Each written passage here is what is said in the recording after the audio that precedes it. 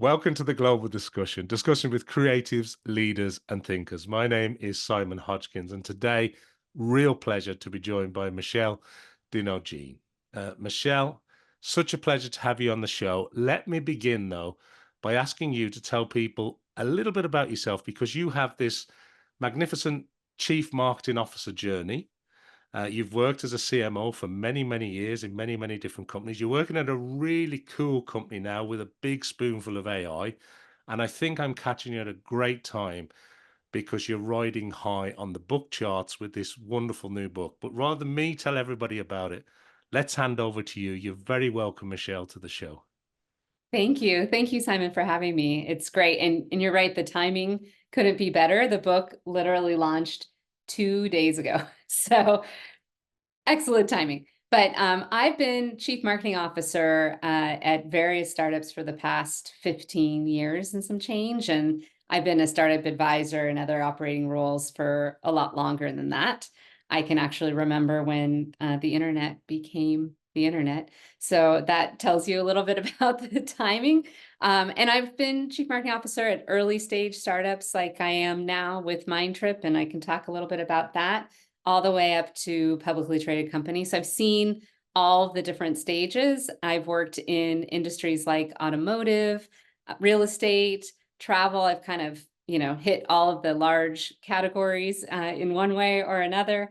And to your point, I just wrote a book, and it's an interesting time. The book is actually called Grow Up. It is based on my observations of founders over the years. And I think it gives me a really great perspective because most books on startups are written by the founders themselves.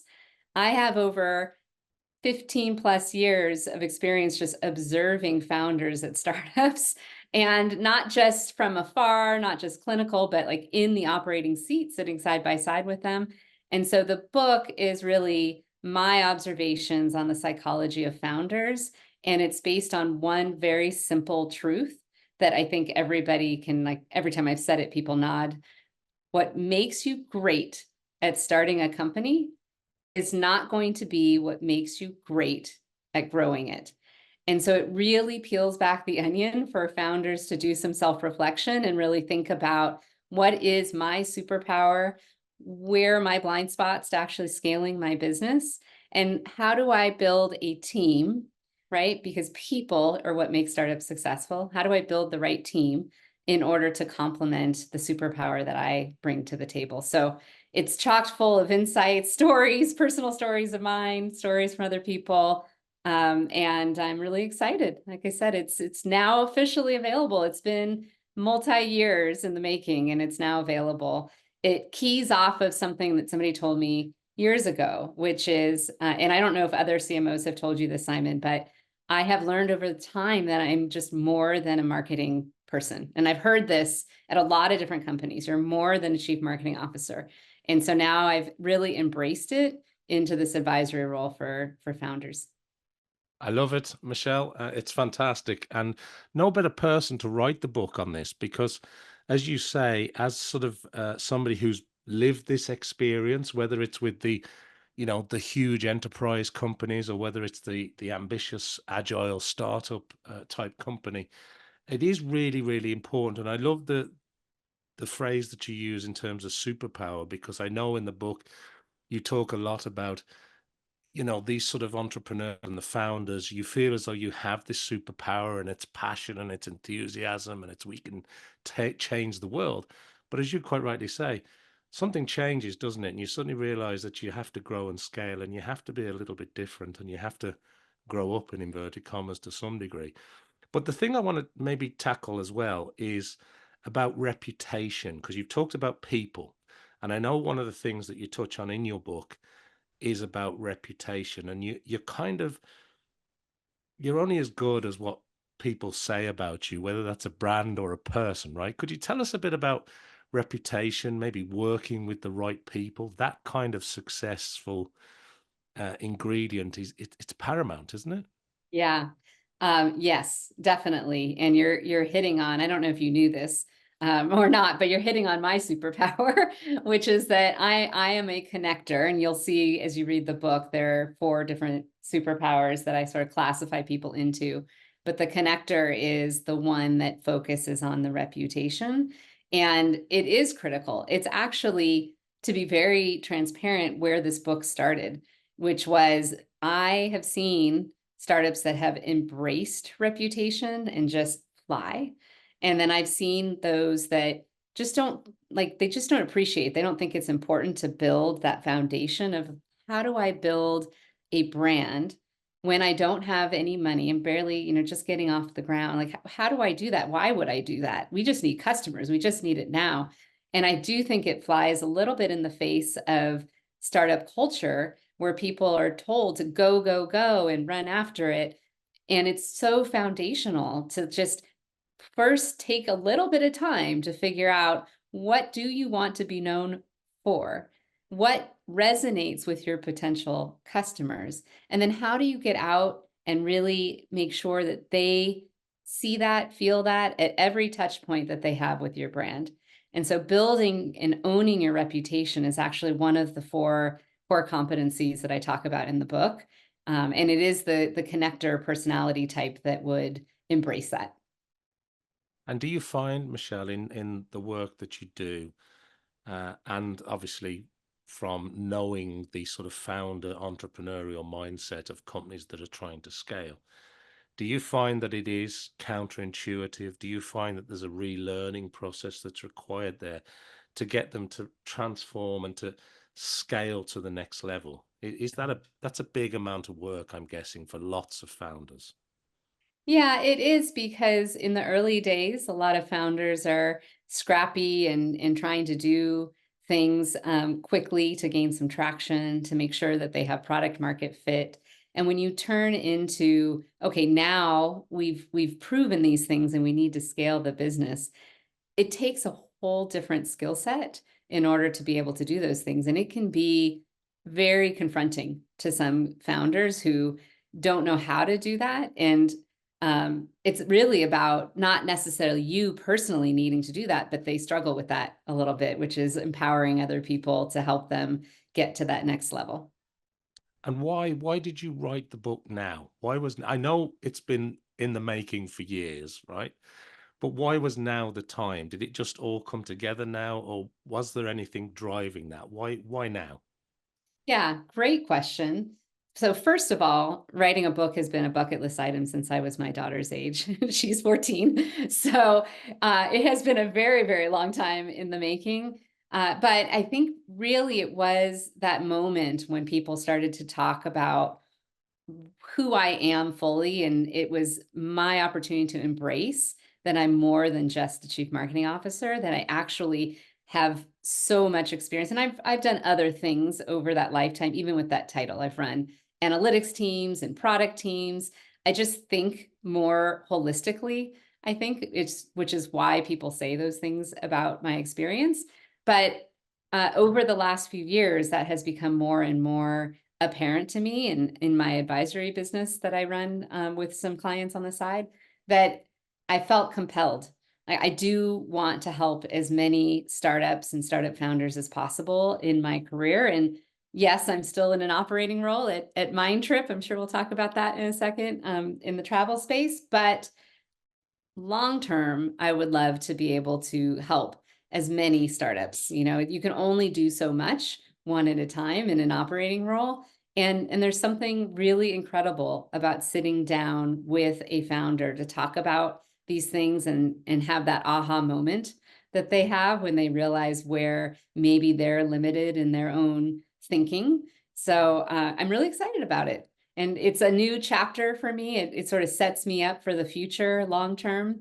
As I like to say, people's retirement plan, who retires anymore? People don't actually retire anymore, I don't think. But the air quotes really is, what do people want to do when you don't need to do anything? And this is my passion, is startups and helping people be successful.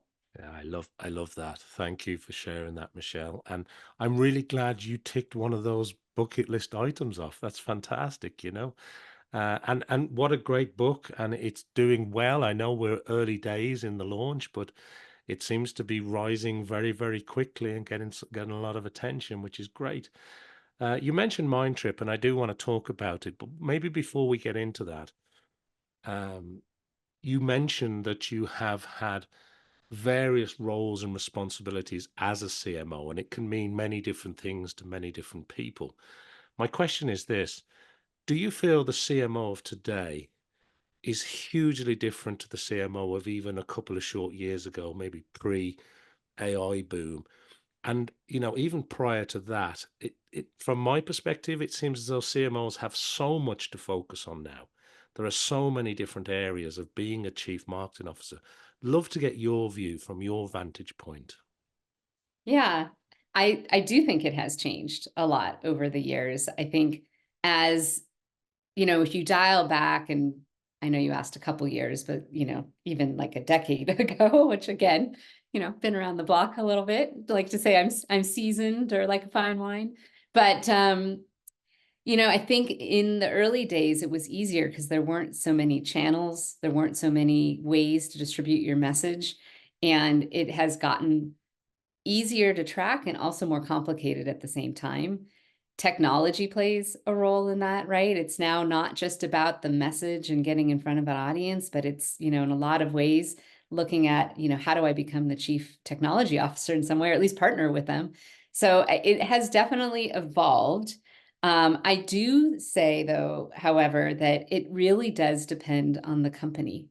It really depends on the stage of the company and the needs of the company at any given time that defines the role of chief marketing officer. So it's not, yes, it is everything. It is the full stack marketing suite, the marketing technology, it's all those things.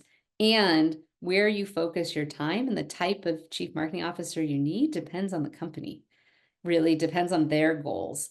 And so I think that's one of the things that we probably don't, as an industry, talk about very much, which is you have to be flexible and you have to make sure that you are a good fit, just like that company is a good fit for you. And I think as I've gotten older, I really do lay out my cards and I tell people exactly who I am and exactly who I'm not to make sure that it is the best fit possible, because that's everything, right? Like if my skill set, if my superpower doesn't match what you need, then it's not going to work. And so that's the real secret sauce of chief marketing officers is understanding yourself and understanding what the company truly needs, and then being able to be flexible to adapt to that. Does that make sense? Yeah, like it a lot. And I think you mentioned technology a few times there, and the marketing technology stack just seems to keep growing and growing and growing. There's always something shiny and new to look at. But I love the way you've sort of answered that. So thank you, Michelle. Um, and you've mentioned as well, maybe some of us have been around a little while, that we saw the internet coming. It wasn't here originally, neither were cell phones or mobile phones. And all of a sudden it became Internet 1.0, not never mind Web 3.0, wherever we are now with AI. And I think we called it the information superhighway. I'm not even sure we called it the internet back then, but we are where we are. And that's a nice segue into Mindtrip. Because I recently spoke to a gentleman called Gabe Saglier, who was a TV weatherman in the US. I don't know if you know Gabe. He's still on TV a lot. He works for an organization called Travelzoo. He was a guest here on the Global Discussion not too long ago. But you're right in the travel AI. It seems like a really cool space, and you've got some coverage from CNN and New York Times, and AI really helping these sort of this travel package. Could you unpack that for our listeners? Because there's a lot going on in your current role, isn't there? Yeah. Oh, it's an exciting time, for sure. And I do think when you were talking about the birth of the internet, there have been those moments in our lives where things have just fundamentally changed as human beings, right? The internet being one, the mobile phone being another, social, good, bad, and indifferent, whatever you think about that, right? And so I do wholeheartedly believe that what's happening right now in AI is another one of those moments we are trying to figure it out as a collective, right? What does this mean? How do we use it? I don't think I know anybody at this point that hasn't played around a little bit with ChatGPT to some extent. There's awareness. I think I've seen some charts that say how like it's the fastest growing usage thing out of all of those moments in time where we've had those step changes. So it is an exciting time. And I think what makes Mindtrip, which is we're an AI powered travel platform. I don't think I said that before, but that is what we are. So interesting because it's a use case to how do we leverage this technology that people are playing with in their personal lives, frankly, and using as productivity tools in their professional lives, and marry it with the world of travel. And so that I could unpack for days because the world of travel is so fragmented today, but it's also amazingly visual and searchable and bookable, right? There's just components of it. So if you take something like ChatGPT or any of the generative AI technologies, you can ask some questions. It will recommend some things, but that's it. It's not actionable. It's not bookable. There's nothing really you can do with that. And so at Mindtrip, what we've done is we've actually brought all of the things that make travel amazing from a discoverability and planning and booking experience into one singular platform. And the only reason we could do that right now is because of the power of AI. So we're able to do things like you can ask a question, I'm going to Paris this summer and, show me all of the hotels that I might want to stay at. And, or I want a 5-day itinerary, whatever your desires are. And now not only can that give you a recommendation, but you can actually learn about those destinations. You can see visuals, maps. You can go in and invite your friends to collaborate on the trip, customize it and make it completely your own. And so what we're really setting out to do is to create a platform for travelers. And travelers could also, by the way, be, hey, this weekend, I want to know what events are going on in my neighborhood, right? So any experience you are trying to do, how do we bring it to life where instead of, the drill down search that's been in travel for a gazillion years, how do I make it conversational and then bring all of that amazing visual content of travel into your world so that you can actually make those choices, make those decisions, have it in your pocket when you go on your trip, all the things that you would want to do to make that come to life. Yeah, and it reminds me of the travel industry history because years ago you would go to a travel agent, but a lot of people still do. Corporate companies would have a travel desk or something similar for corporate travel. But more and more people book direct now, whether it's with the airline, whether it's with the resort, etc. Mhm. And of course, we've all got very smart devices in our pockets. But you mentioned something there. Uh, there are a number of large giants in the travel space that are sort of the go-to, and they do seem to have been around a long time. It seems as though, as an outsider looking in to what you're doing now, it's almost as though AI levels that playing field to some degree, and it makes it a lot more compelling for the end user, the user experience, the knowledge that you can get, the combination of everything from the interesting facts, the itinerary, and bringing people along. Do you see it? Do you see AI as that sort of super fuel, if I can maybe put it that way? Yeah, I think so. I mean, one of the analogies we talk a lot about at Mindtrip is this hourglass analogy. And so when you think about, there's so much travel content all around the internet, right? Like it's the limitless, limitless, is the word I was looking for, limitless. And and it's great. Like most people are actually turning to social media for that stuff, by the way. I just read a study that says 70% or so of people that are traveling are actually looking for inspiration in social media. So all this content. And that's part of what actually had us think about the travel industry for Mindtrip, because here you have all this content up here. And then you've got, when you go to book your trip, you book it across a lot of different company websites, right? But it's very hard. Like it's up to the consumer to get yourself from point A to point B where you're booking the trip. And that whole middle section is a challenge for most. We've all had the experience where we do all of our research, we put it in a Google sheet. And I don't know if that resonates with you, but like when I went to Europe last summer with my family, and it was a complicated trip. And so it was in a Google sheet, and it had every line item of where we were staying, every attraction we were going to do, and then a link to the, ticket or whatever. And that was how we planned the trip in this was 2023. In 2023, that was how we planned the trip. It's 2024. It's still, for the majority of people, how we plan our trips. All of this access, and yet we're still using Google Sheets. And then when we go on the trip, a lot of times we're printing it out and putting it in a folder and bringing that with our tickets. And right. So you think about all the technological advancements, and that's still where we are at because it's so fragmented. I don't have one place where I have all of this stuff together for my trip. So that's really at the end where we have seen the changes happening. And that is where AI becomes an easy way for us to take all of this that's up here and help you make sense of it and streamline it into a bookable experience for yourself. Yeah, and I think it's that bookability, that ability to turn knowledge into execution, isn't it? To actually make it work for you, the traveler, the individual. Yeah, Yeah. And 100%. and travel is not linear. That's the other Mm. thing that I think people get a little tripped up. That most people don't travel alone, right? So as much as I might like a vacation on my own, I don't think I've ever done that without my husband and my children. So, most people have a co-traveler, at least one.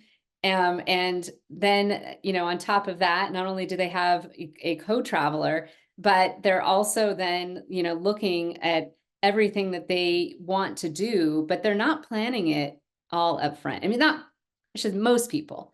Most people will go in and book a component of it, and then as it gets closer, they add things to the trip. And I feel like the industry hasn't really taken that too much into consideration. It's like, no, one person books this trip. Nobody else has a say. One person does it all. And you can book it, but try to book it all up front.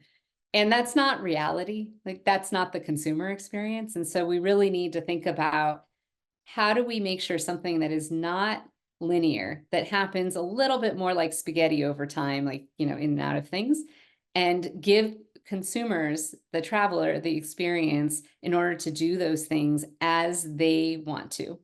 So I might be looking at restaurants when I'm literally on the trip. And that's okay. I just want a platform where that restaurant can go and eventually sit next to the attraction I've got tickets for in 2 hours. Yeah, so you can pull it in and out of your itinerary. Everybody can see it in real time. And it helps, I suppose, organize everything in sort of one easy place for you, right? Correct. Right. Um, so when you think about the future then, Michelle, because you on one hand you're helping businesses, you're growing startups, you've got this great successful book now that's been launched. You're involved in a really cool area of travel and AI right now. But when you think about the next 6 months, the next 12 months, or even the next 18, 24 months, what are you thinking about? What's on the horizon? You spoke a moment or two ago about we don't really retire anymore. So what are you thinking about? What's on your roadmap? What's keeping you up at night when you think about the future? You mean other than I have teenagers in my house, Yeah. Simon? And they'll be going to college soon? That's pretty scary.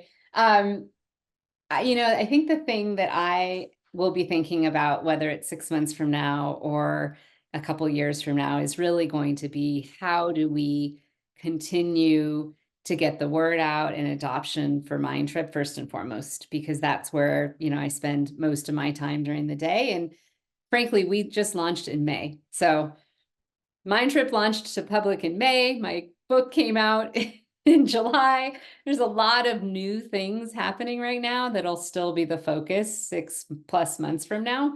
But I do believe that in addition to, how do we continue to grow and excel and really honestly move the travel industry forward? Because I do feel like that is one of the things that all of these companies that are focused on AI are looking to do. Actually, any company focused in AI right now is looking to do that in their industry. It's sort of like, how do we use this technology to advance things that have never been thought of before? So I'm really excited about, what does this look like? What does that version of AI look like a year from now? It's moving so fast. But I also, my book is really my launching pad to help other companies and advise them along the way. And so, as much as I can, speak and advise and be there for other companies that are just starting out and maybe don't have somebody quite as seasoned to advise them. How do I help them along the way too? So that'll be sort of a dual focus over the next few years. Yeah, that makes a lot of sense. And just going back to what you said about the focus, obviously there's a lot of work going in on the Mindtrip side as well. But I know that you have a creator program. I know that you're actively, people can get in touch if they want to partner with the business. How important is that to what's going on at Yeah, Mindtrip? great question and very important. What I was talking about before with that funnel, like almost Mm. like that hourglass. Um, One of the big ahas, and I think every business has these aha moments where you're like, whoa, we weren't thinking about that.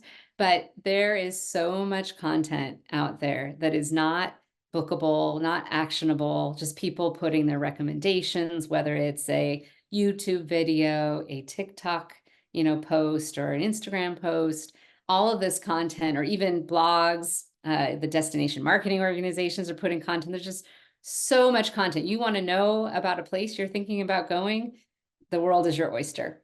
But how do you turn that into something that is easily to digest and plan a trip around? And so we have two things happening here at the end of July. The first one is we're launching a new feature that we call Start Anywhere. And what it does is it allows you to take a link to a blog post, a YouTube video, a TikTok video, or upload a file, a screenshot of something into the chat, into the AI, and we will translate that into every single recommendation that was in that content as a starting point for any consumer around the internet. And that's important. First of all, it's super cool. I don't know of any other company that has been able to do that or is focused on that, at least not in travel.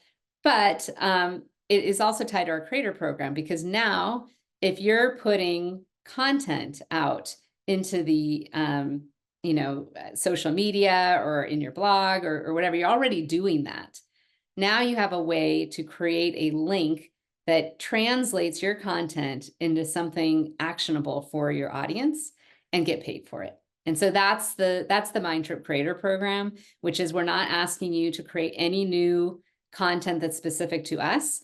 We're just giving you something as value to your audience so that they can go from that rich content that you've produced straight into planning their own trip and customize it. Maybe you recommended a sushi restaurant and I don't like sushi, so I need to change that and customize it to my family's needs. And so that's our creator program. It's coming out at the end of July, but it really is, it taps into just how much content there is around the internet today and in mobile technology today of travel and what we should be doing when we go to any destination. So that's a really critical piece, really, really critical piece in our launch. No, I'm glad we got into that because it is incredible when you think about the amount of user generated content or creator content and people that make a living from creating content these days, that everybody's got a movie camera and a little studio in their pocket these days.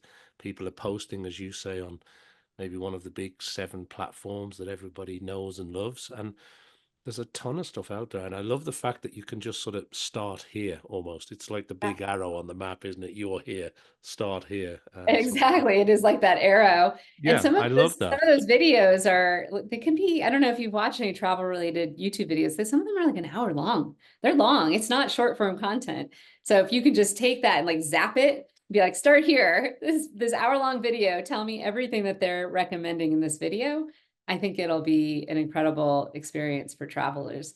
But even the DMOs, even the destination management companies, we've been talking to, we've actually been pleasantly surprised. And I don't think we had thought about this is another aha moment, how much they're also interested in how do they leverage things like this on their own website. So there's lots of opportunity to figure this out for the industry and for people that are playing in it, whether they're a content creator or a travel agent or a destination, marketing organization.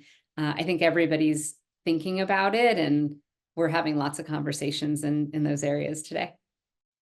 Well, look, when it comes to scaling a business, I think having you on the team, that sort of senior executive team, is only going to power it faster and further. So it's really exciting. I'm delighted with all the success that you're seeing. So I want to ask you next, I want to move it on a little bit again, if I can, Michelle. And I want to ask you, is there anything maybe that we're not talking about here that you want to bring into the conversation? Or it might be something that we've talked about already that maybe you want to expand upon. But thinking of our audience, they're creatives, leaders, thinkers.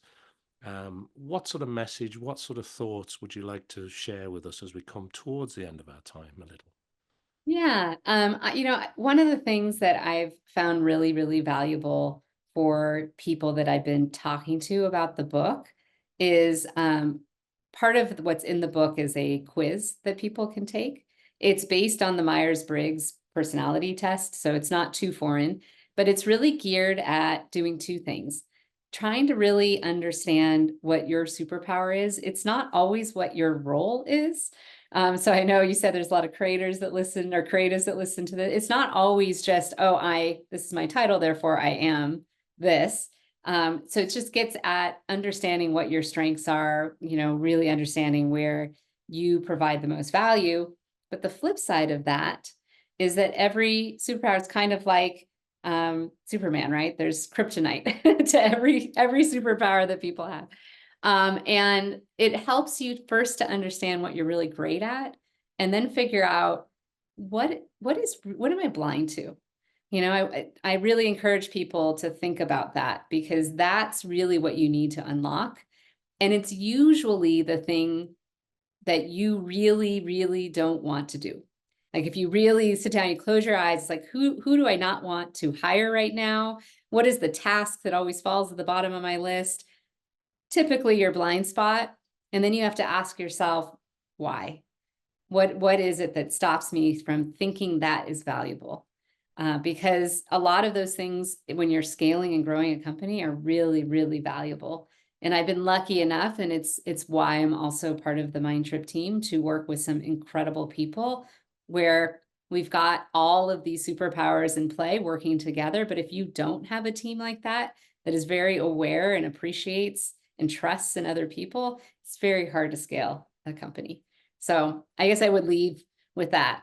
You can go to michelledenogean.com. You can take the test. You can understand what your superpower is, and then sit with it. Spend some time thinking about what might be holding you back, what might be stopping you from scaling your business. Yeah, that's really good because that self-awareness that you need. Sometimes you can be self-aware, but it's almost hidden from you, you know? So Yeah. maybe that little test, rushing out, getting the book, taking that test, it can help you level up. It's one of those life level ups, right?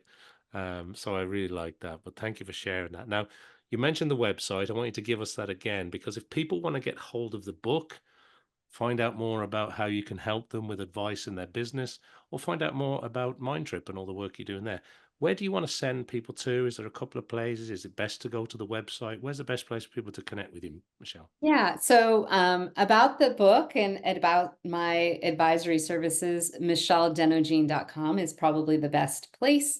Obviously, you can find the book Grow Up, all one word, on Amazon and purchase it if you would like. But I love personal connection. So even if you want to just connect and DM me on LinkedIn, again, just Michelle Denogean, I'd welcome all of that. And if you want to learn about Mindtrip, go to mindtrip.ai and check it out. And then drop me a DM on LinkedIn and tell me what you thought. I'd love that.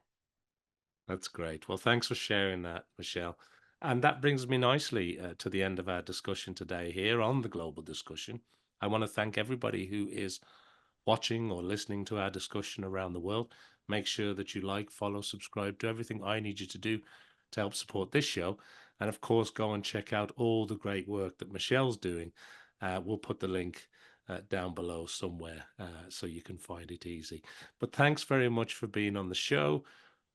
Please join me back here so I can share some more wonderful conversations with creatives, leaders, and thinkers just like Michelle. Thanks, Michelle. It's been wonderful to talk to you today. Thank you, Simon. Take care.